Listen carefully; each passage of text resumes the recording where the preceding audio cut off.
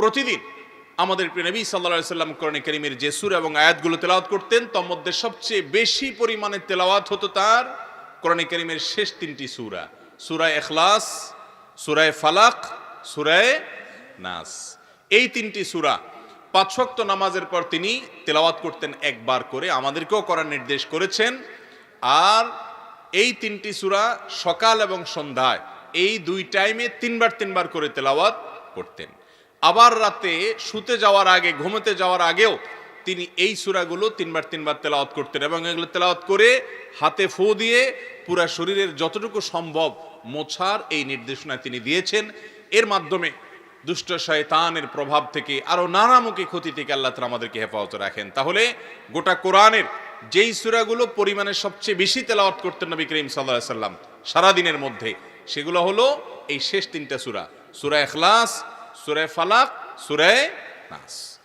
এই আমলগুলো একজন মুসলমান হিসেবে আমাদেরও নিয়মিত করা উচিত। নবী করিম সাল্লাল্লাহু আলাইহি সাল্লামের কোরআনে কারীমের আয়াতের অংশ বিশেষ তেলাওয়াতের ক্ষেত্রে যদি আমরা বলি, তাহলে সবচেয়ে বেশি পরিমাণে সারাদিন রাতের মধ্যে তিনি তেলাওয়াত করতেন যেটি, সেটা হলো আয়াতুল কুরসি। আয়াতুল কুরসি প্রত্যেক ওয়াক্ত নামাজের পরে যদি কেউ একবার পড়ে, নবী করিম সাল্লাল্লাহু আলাইহি সাল্লাম বলেছেন ওই ব্যক্তি আর জান্নাতের মধ্যে মৃত্যু ছাড়া আর কোনো আড়াল থাকবে না। অর্থাৎ মৃত্যু হওয়ার সঙ্গে সঙ্গে আল্লাহ রাব্বুল আলামিন তাকে জান্নাত দিবেন। অবশ্যই অন্যান্য শর্ত, তার শিরক মুক্ত ঈমান, বিদআত মুক্ত আমল, অন্যান্য হারাম বান্দার হক ইত্যাদি থেকে অবশ্যই তাকে মুক্ত থাকতে হবে। তাহলে সূরার মধ্যে তিনটি সূরা সবচেয়ে বেশি, আর আয়াতের মধ্যে আয়াতুল কুরসিটা সবচেয়ে বেশি। এটা রাতে শুইতে এবং সকাল সন্ধ্যায় এবং 5 ওয়াক্ত নামাজের পরে এই সববার তিনি এই সব সময়গুলোতে তিনি তেলাওয়াত করতেন। এর বাইরে তার দিন এবং রাতে যে সমস্ত সূরাগুলো বেশি তেলাওয়াত হতো সেগুলো হলো রাতে ঘুমোতে যাওয়ার সময় আয়াতুল কুরসি এবং ইখলাস, ফালাক, নাস তো আছেই, এগুলো ছাড়াও তিরমিজির হাদিস থেকে জানা যায় তিনি নিয়মিত সূরা মুলক, সূরা সিজদা, এই দুইটা সূরা রাতে ঘুমোতে যাওয়ার আগে তেলাওয়াত করতেন, শোয়ার আগে তেলাওয়াত করতেন। এবং মুসনাদ আহমদের বর্ণনা থেকে জানা যায় সূরা বনী ইসরাইল একটু বড় সূরা, আবার সূরা জুমার এটাও মোটামুটি বড় সূরা। এই সূরা জুমার এবং সূরা বনী ইসরাইল এই দুটি সূরাও নবী করিম সাল্লাল্লাহু আলাইহি সাল্লাম শোয়ার আগে তেলাওয়াত করতেন।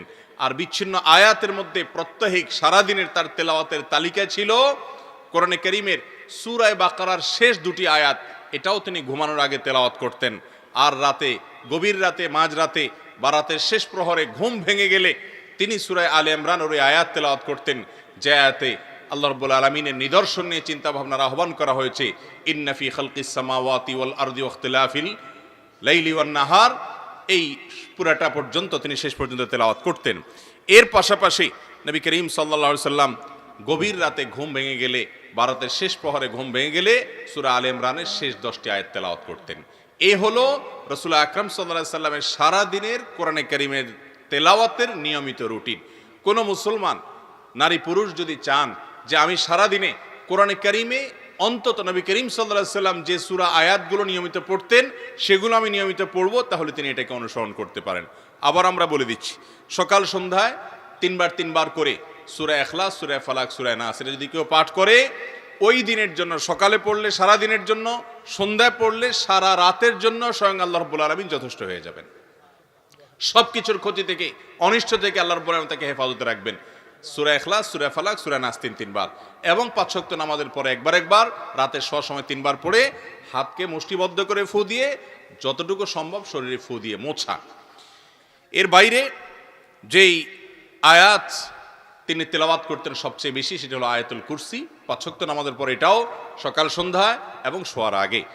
আর রাতে ঘুমানোর আগে সবচেয়ে বেশি কোরআনকে তিনি সময় দিতেন, সেটা ছিল এই সূরা ইখলাস, ফালাক, নাস তিনবার তো বটেই, আয়াতুল কুরসি তো বটেই, এর পাশাপাশি সূরা সিজদা, সূরা মুলক। সূরা মুলক সম্পর্কে তিনি বলেছেন, সূরা মুলক যদি কেউ তেলাওয়াত করে নিয়মিত প্রতিদিন শোয়ার আগে, কবরের যে আযাব, কবরের যে ভয়াবহ ফিতনা, এই ফিতনা থেকে আল্লাহ রাব্বুল আলামিন রাতে ঘুমোতে যাওয়ার আগে সূরা মুলক তেলাওয়াতকারীকে আল্লাহ তাআলা হেফাজত রাখবেন।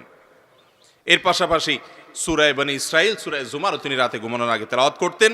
সূরা কাফিরুনও তিনি রাতে ঘুমানোর আগে তেলাওয়াত করতেন, বিশেষভাবে সূরা কুলিয়াল কাফিরুন।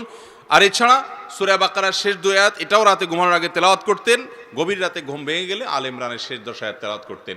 এ হলো নবী করিম সাল্লাল্লাহু আলাইহি সাল্লামের সারাদিনের তেলাওয়াতের শিডিউল। এছাড়া বিশেষভাবে তাহাজ্জুদের নামাজে নবী করিম সাল্লাল্লাহু আলাইহি সাল্লাম সবচেয়ে বেশি কোরআন তেলাওয়াত করতে পছন্দ করতেন। অনেক দীর্ঘ সময় পর্যন্ত দাঁড়িয়ে কোরআন তেলাওয়াত করতেন।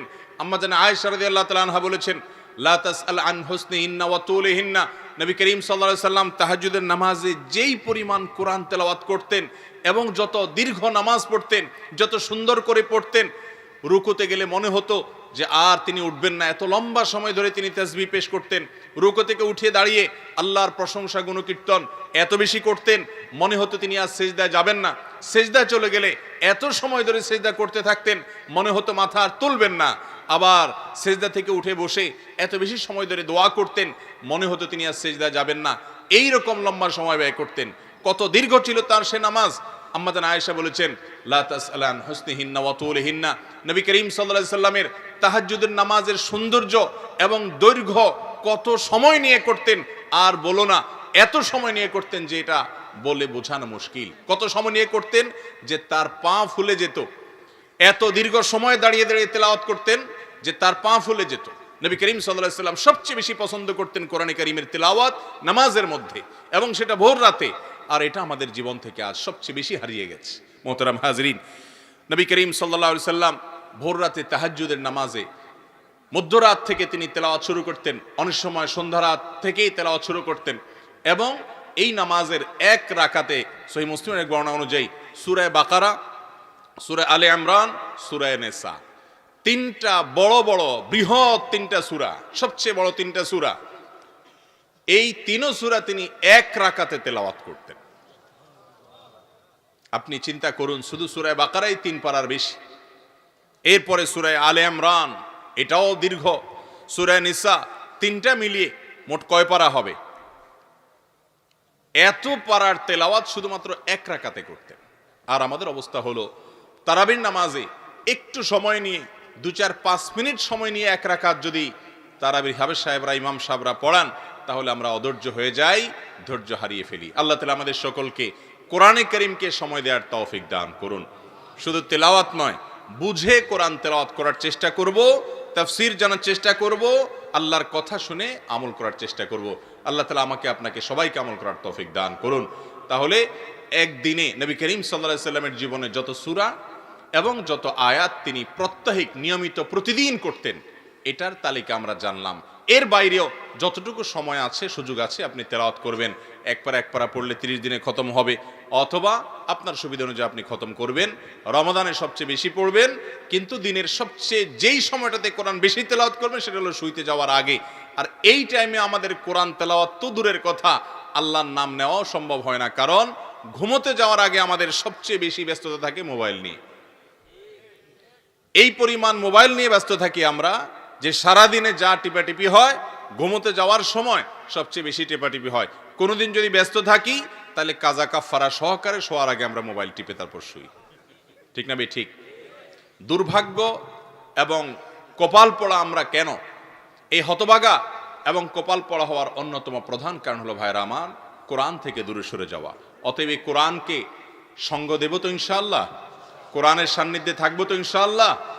একটা কোরআনের অনুবাদ, সংক্ষিপ্ত তাফসীর আপনার আশেপাশে রাখবেন।